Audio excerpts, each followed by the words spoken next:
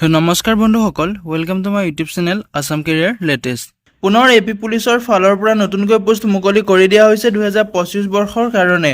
ইয়াত আপুনি বিভিন্ন ধৰণৰ পোষ্টসমূহ দেখিবলৈ পাব। ফায়াৰমেনৰ, কনষ্টেবল, চিভিল পুলিচ, বিভিন্ন ধৰণৰ আপুনি পোষ্টসমূহ দেখিবলৈ পাব। এই পোষ্টসমূহত আপুনি অসমৰ সকলো জিলাৰ পৰা আবেদন কৰিব পাৰিব। যিহেতু এটা বহুতেই ভাল সুবিধা আহিছে, সুযোগ আহিছে। এই সুবিধা সুযোগটো নেহেৰুৱাব যদি আপুনি আবেদন কৰিব বিচাৰে। ভিডিঅ'টো শেষলৈকে চাই যাব, অলপো স্কিপ নকৰাকৈ।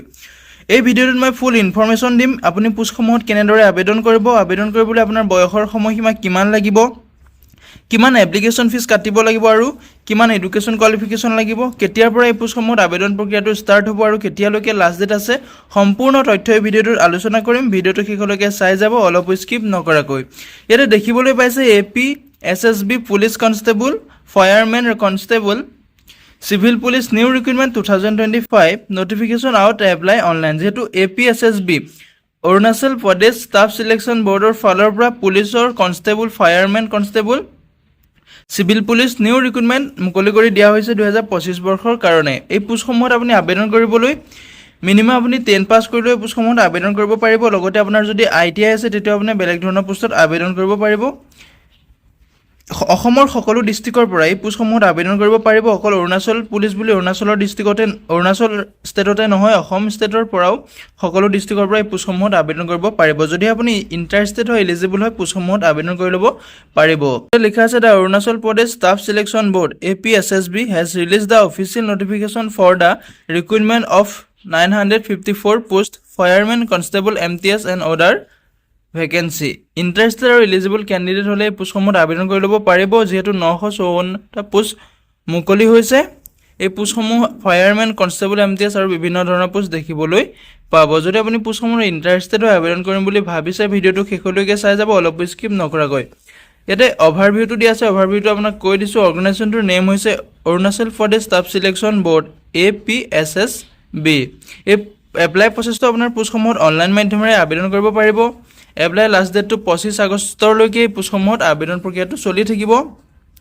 পোষ্ট নেমটো হৈছে constable, firemen, MTS, laboratory attendant, constable, civil police, order vacancy দেখিবলৈ পাব। এতিয়া চেলাৰী ডিটেইলছটোৰ কথা ক'বলৈ গ'লে আপোনাৰ 21,700 টকাৰ পৰা আৰম্ভ কৰি 69,100 টকালৈকে আপুনি চেলাৰীসমূহ পাব। লগতে আপোনাৰ এক্সট্ৰা বেনিফিট থাকিব।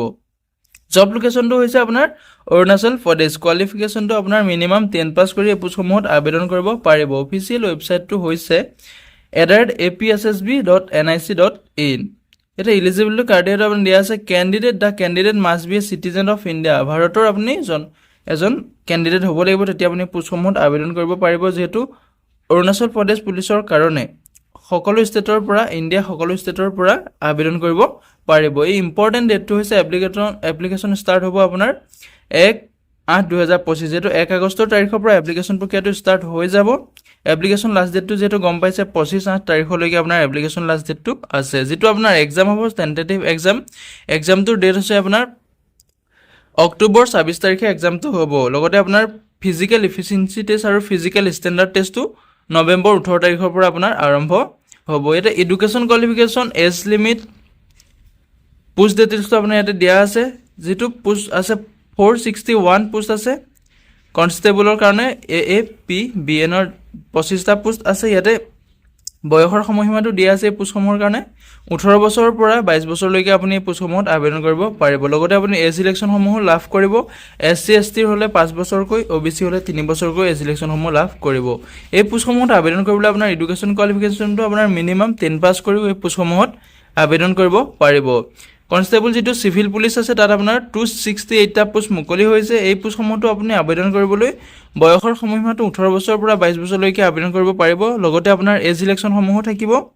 এডুকেশ্যন কোৱালিফিকেশ্যনটোৰ ক'বলৈ গ'লে এই পোষ্টসমূহতো আপুনি মিনিমাম 10 পাছ কৰি আপুনি আবেদন কৰিব পাৰিব। লগতে আপোনাৰ ফিজিকেল ফিটনেছটো থাকিব লাগিব। যিটো আপোনাৰ tax excise and narcotics post আছে, তাত আপোনাৰ 2টা পোষ্ট মুকলি হৈছে। এই পোষ্টসমূহতো আপোনাৰ এডুকেশ্যন কোৱালিফিকেশ্যনটো 10 পাছ কৰিলে, ITI থাকিলে আপুনি পোষ্টসমূহত আবেদন কৰিব পাৰিব। ইয়াতে ফিজিকেল ষ্টেণ্ডাৰ্ডটো আপোনাৰ থাকিব লাগিব, তেতিয়াহে আপুনি পোষ্টসমূহত আবেদন কৰিব পাৰিব। যিটো বয়সৰ সময়সীমাটো ইয়াত 18 বছৰৰ পৰা 22 বছৰলৈ এপ্লাই কৰিব পাৰিব। যিটো আপোনাৰ ফায়াৰমেন আছে, তাত আপোনাৰ 51টা পোষ্ট মুকলি হৈছে। সেই পোষ্টসমূহত যিহেতু 18 বছৰৰ পৰা আপুনি 32 বছৰ বয়সলৈকে আবেদন কৰিব পাৰিব। অলপ বয়সটো ইয়াত বঢ়াই দিছে। যেহেতু 18 বছৰৰ পৰা 22 বছৰলৈকে দিয়া আছিলে আগৰ পোষ্টখিনিত, আৰু এতিয়া এইটো পোষ্টত ফায়াৰমেন 51টা পোষ্ট আছে, তাত আপোনাৰ 18 বছৰৰ পৰা 32 বছৰ বয়সলৈকে ইয়াত এজ লিমিটটো দিয়া আছে। লগতে আপুনি এজ ছিলেকশ্যনসমূহ লাভ কৰিব যদি আপুনি ইণ্টাৰেষ্টেড হয়, এলিজিবল হয়, আবেদনসমূহ কৰি ল'ব পাৰিব। এই পোষ্টটোৰ ক্ষেত্ৰত আপোনাৰ এডুকেশ্যন কোৱালিফিকেশ্যনটো মিনিমাম 10 পাছ কৰি পোষ্টসমূহত আবেদন কৰিব পাৰিব। লগতে আপোনাৰ ফিজিকেল ষ্টেণ্ডাৰ্ডটো থাকিব লাগিব, যিটো ডিফেন্সৰ চাকৰি হয় আপোনাৰ এইটো ফিজিকেল ষ্টেণ্ডাৰ্ড থাকিব লাগিব। যিটো আপোনাৰ পোষ্ট আছিলে লেবৰেটৰী এটেণ্ডেণ্ট, তাত আপোনাৰ এটা পোষ্ট মুকলি হৈছে, সেই পোষ্টটো আপোনাৰ 18 বছৰৰ পৰা 35 বছৰ বয়সলৈকে আবেদন কৰিব পাৰিব। এডুকেশ্যন কোৱালিফিকেশ্যনৰ ক্ষেত্ৰত যিটো আপোনাৰ লেবৰেটৰী এটেণ্ডেণ্ট পোষ্ট আছে, তাত আপোনাৰ মেট্ৰিকুলেশ্যন মিনিমাম আপুনি 10 পাছ কৰিলে পোষ্টসমূহত আবেদন কৰিব পাৰিব। নেক্সট পোষ্টটো হৈছে আপোনাৰ লাইব্ৰেৰী এটেণ্ডেণ্ট, তাত আপোনাৰ দুটা পোষ্ট মুকলি হৈছে। পোষ্টসমূহত আপোনাৰ এপ্লাই কৰিবলৈ বয়সৰ সময়সীমাটো আপোনাৰ 18 বছৰৰ পৰা 35 বছৰলৈকে আপুনি এই পোষ্টসমূহতো আবেদন কৰিব পাৰিব। লগতে আপোনাৰ এডুকেশ্যন কোৱালিফিকেশ্যনটো মিনিমাম 10 পাছ কৰিলে আপুনি এই পোষ্টসমূহত আবেদন কৰিব পাৰিব। আপোনাৰ চেলাৰী লেভেলটো আপোনাৰ 18,000 টকাৰ পৰা আৰম্ভ কৰি আপোনাৰ 56,900লৈকে আপোনাৰ চেলাৰীটো পাব এই পোষ্টসমূহত। যদি আপুনি ইণ্টাৰেষ্টেড হয়, এলিজিবল হয়, আবেদনসমূহ কৰি ল'ব। আপোনালোকৰ কাৰণে এটা বহুতেই ভাল সুবিধা আহিছে, সুযোগ আহিছে, সুবিধা সুযোগটো নেহেৰুৱাব।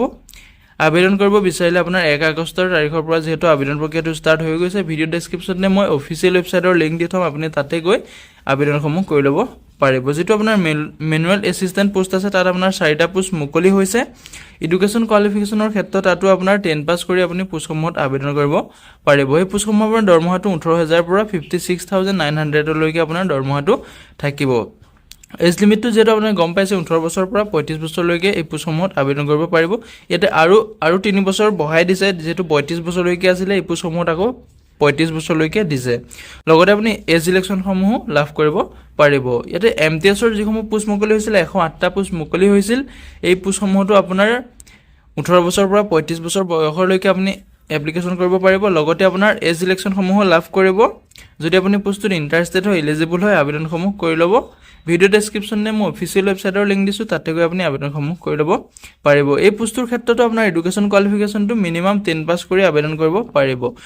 আপোনাৰ চেলাৰীটোৰ ক্ষেত্ৰত ক'বলৈ গ'লে 18,000 টকাৰ পৰা আৰম্ভ কৰি 56,900লৈকে আপুনি এই পোষ্টসমূহতো পাব। যদি মোৰ চেনেলটোলৈ প্ৰথমবাৰ কাৰণে আহিছে, তেনেহ'লে চেনেলটো ছাবস্ক্ৰাইব কৰি ল'ব।